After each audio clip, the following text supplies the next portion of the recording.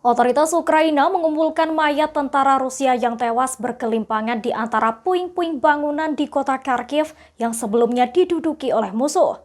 Jasad-jasad tersebut terkadang digunakan sebagai bagian dari pertukaran tahanan dan juga terkadang sebagai pertukaran untuk jasad Ukraina. Ukraina kemudian menggunakan segala upaya mulai dari tes DNA hingga tato untuk memverifikasi identitas jasad-jasad tentara Rusia dengan harapan dapat ditukar dengan tawanan perang.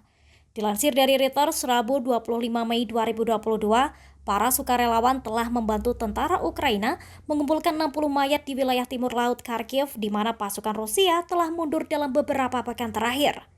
Mereka menumpuk mayat-mayat di gerbong kereta berpendingin.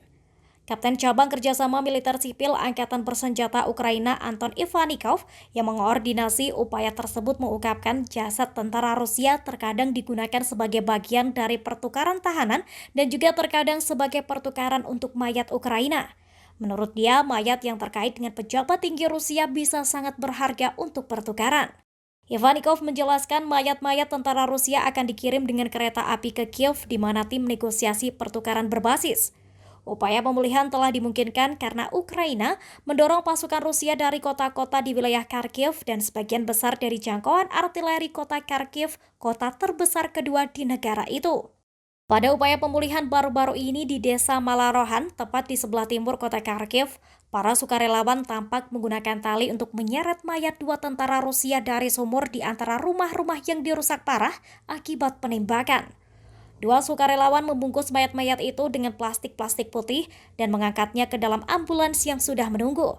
Para sukarelawan menggali mayat lain dari kuburan dangkal yang ditandai dengan papan kardus darurat yang bertuliskan penghuni Rusia dimakamkan di sini dengan nama tentara dan tanggal pemakaman. Sementara itu, mayat keempat, salah satu dari 12 yang ditemukan di desa selama 3 hari, ditarik dari ruang bawah tanah rumah seorang wanita.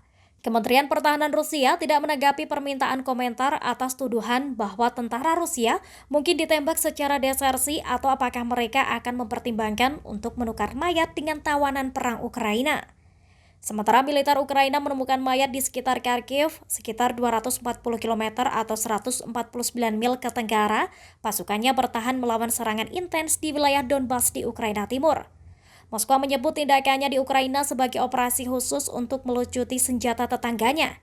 Di sisi lain, Ukraina mengatakan tidak pernah mengancam Rusia dengan cara apapun dan mengatakan serangan itu benar-benar tidak beralasan.